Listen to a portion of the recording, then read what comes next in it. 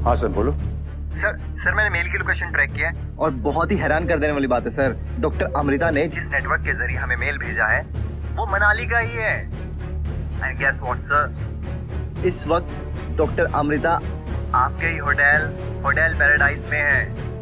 क्या रोहित को पता चल जाएगा कि अनिका ही डॉक्टर अमृता है? और अब कामिनी की ये धमकी अनिका के मन में अब एक डर बैठे जा रहा था कि आखिर होटल पैराडाइज के बॉलरूम में ऐसा होने क्या वाला है। लेकिन फिर भी अनिका अपने खोए हुए बेटे को पाने की तड़प में ठीक 6 बजे बॉलरूम पहुंच गई। बॉलरूम में मौजूद लोगों की नजरें अनिका पर टिक गईं, लेकिन अनिका की आंखों को तलाश थी कामिनी की। हेलो अनिका, सजावट देख रही हो? सब कुछ कितना परफेक्ट है ना? कुणाल ने करवाया है सिर्फ और सिर्फ मेरे लिए। बुरा लग रहा होगा है ना? जो कुणाल तुम्हारी एक झलक भी बर्दाश्त नहीं कर पाता, वो मुझसे इतना प्यार करता है। मैं तुम्हारे लिए दिल से खुश हूँ कामिनी। रही बात कुणाल की, तो उसमें मुझे कोई दिलचस्पी नहीं है। मैं यहाँ बस इसीलिए आई हूँ कि अगर तुम्हें मेरे बेटे के बारे में कुछ भी पता हो तो प्लीज मुझे बता दो। क्या कहा तुमने? तुम्हें कुणाल में दिलचस्पी नहीं है? तुम्हारी इतनी औकात नहीं है कि तुम कुणाल जैसे लड़के को पाने के बारे में सपने में भी सोच सको। एक नाजायज बच्चे को साथ लेकर घूमती हो और बेशर्मी से अपनी दूसरी नाजायज औलाद का पता मुझसे पूछ रही हो। बिल्कुल सही किया था मॉम ने तुम्हें वो इंजेक्शंस देकर। इंजेक्शंस? कौन से इंजेक्शंस दिए थे तुम्हारी माँ ने मुझे? हार्मोनल इम्बैलेंस के इंजेक्शंस। तो क्या मेरे मोटापे की असली वजह वो इंजेक्शंस थे? बिल्कुल सही समझा तुमने। मॉम ने जानबूझकर तुम्हें वो इंजेक्शंस दिए थे ताकि तुम चाहे कितनी भी कोशिश कर लो, तुम्हारा वजन 1 ग्राम भी कम ना हो। सौतेली बेटी होने की इतनी बड़ी सजा? कितनी हो तुम? इतनी बदसूरत होने के बावजूद शादी से पहले प्रेग्नेंट हो गई। कहीं अगर मेरी मॉम ने वो इंजेक्शंस ना दिए होते तो न जाने क्या क्या गुल खिलाती। अपनी सौतेली माँ से मिले इस धोखे ने अनिका को तोड़ कर रख दिया। बॉलरूम में सबके सामने अनिका का तमाशा बन चुका था, पर उसकी किस्मत उसे अभी और तमाशे दिखाने को तैयार बैठी थी। एक दिन एक लड़की से नजरें मिली तो समझ आया कि परियां हकीकत में भी होती है और आसमान की सबसे हसीन परी फिलहाल यही हमारे बीच है। और आज उसी परी से मैं अपने दिल की बात कहूंगा। कुणाल की बातें सुनकर कामिनी खुद को दुनिया की सबसे खुशनसीब लड़की समझ रही थी, मगर कुणाल वो तो अनिका के प्यार में इस कदर अंधा हो चुका था कि अनिका के ठीक बगल में खड़ी कामिनी पर उसकी नजर ही नहीं गई। कामिनी की मौजूदगी से अनजान कुणाल के कदम कामिनी से होते हुए अनिका पर ठहर गए। ये है वो परी, क्या तुम मुझसे दोस्ती करोगी? कुणाल, तुम होश में तो हो? ये क्या कर रहे हो? कामिनी, तुम यहाँ क्या कर रही हो? जिस अनिका से कामिनी सबसे ज्यादा नफरत करती थी, उसी अनिका के लिए कुणाल का ये दीवानापन बर्दाश्त कर पाना कामिनी के लिए नामुमकिन है। उसने जबरदस्ती अनिका का हाथ खींचकर उसे एक झटके में कुणाल से दूर कर दिया। तुम क्यों बार बार मेरी जिंदगी को तबाह करने आ जाती हो? वेट, आज मैं तुम्हें ऐसा सबक सिखाऊंगी कि कुणाल और मेरी जिंदगी में वापस आने के बारे में सोच के ही तेरी रूह कांप जाएगी। जहां पार्टी में मौजूद हर कोई इस तमाशे को देखकर हैरान था, वहीं कुणाल का खून ये सोचकर खौल गया कि कामिनी ने अनिका को नहीं बल्कि उसकी रागिनी को थप्पड़ मारा है। तुम्हारी हिम्मत कैसे हुई रागिनी के साथ ऐसी बदतमीजी करने की? तुम पागल हो गई हो क्या? रागिनी? कौन रागिनी? कुणाल, तुमने इस लड़की के लिए मेरा दिल तोड़ा। पागल मैं नहीं, तुम हो गए हो जो इसकी असलियत तुम्हें नजर नहीं आ रही। ये क्या बकवास कर रही हो तुम? देखो तुम फौरन यहाँ से चली जाओ। चली जाऊंगी, पहले तुम्हें इस रागिनी की असलियत तो बता दूं। अनिका को समझ आ चुका था कि अब कामिनी उसका सच कुणाल के सामने ले आएगी। अनिका अपनी जिंदगी में आने वाले इस नए तूफान से लड़ने की हिम्मत जुटा ही रही थी, लेकिन उसे क्या पता था कि एक और आंधी उसकी ओर आ रही है।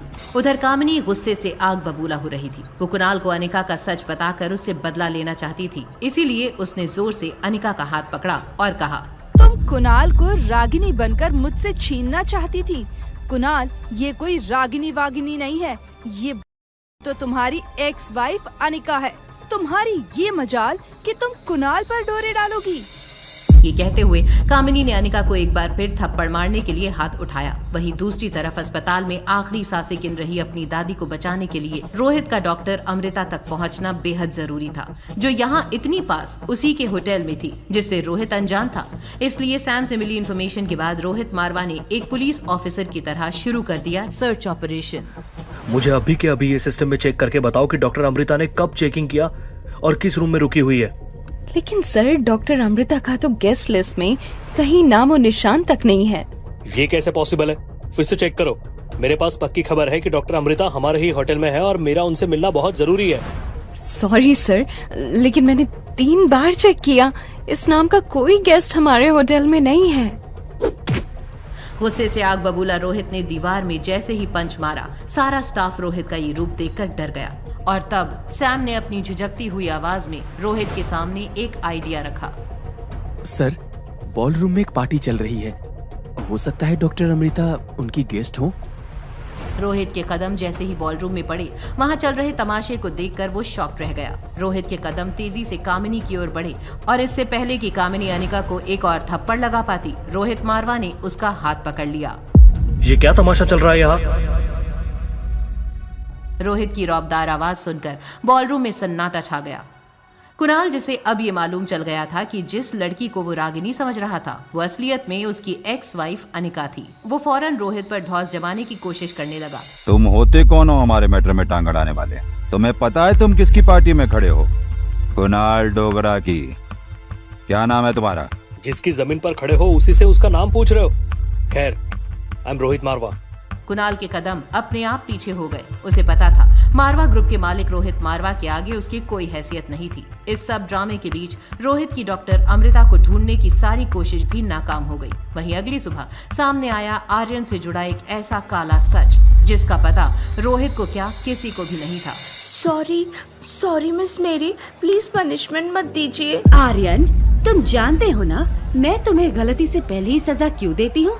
क्योंकि मुझे पता है कि गलती तो तुम करोगे ही। तो ये रही आज की होने वाली गलती की एडवांस सजा। चलो जाओ, अब कल का दिया गया होमवर्क दिखाओ। ये क्या है आर्यन? तुम्हें पता है तुम्हारी उम्र के बच्चे कितने होनहार और होशियार हैं? ये पढ़ाया था मैंने तुम्हें। तुम सिर्फ दिखने में बड़े हुए हो, अकल से अभी भी किसी 2 साल के बच्चे की तरह हो। मुझे शर्म आती है तुम्हें अपना स्टूडेंट कहते हुए।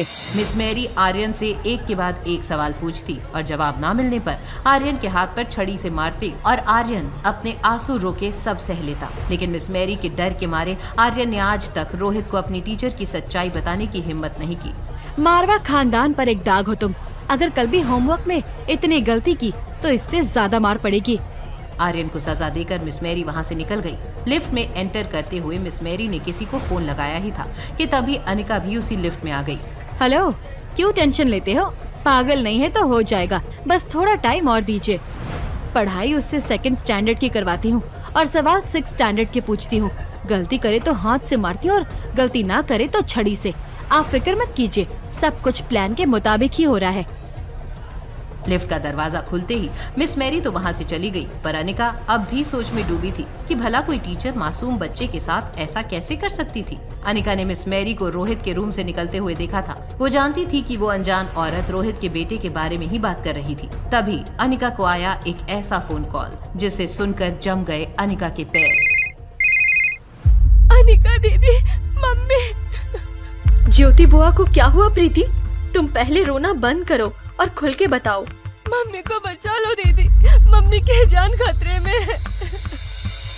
क्या हुआ था अनिका की ज्योति बुआ को? क्या अनिका मिस मैरी के चंगुल से आर्यन को बचा पाएगी? कौन था वो जिसके इशारे पर मिस मैरी बना रही थी रोहित मारवा के बेटे को पागल? क्या अनिका और रोहित के बीच में बढ़ने लगी है नजदीकियां? जानने के लिए देखिए अगला एपिसोड।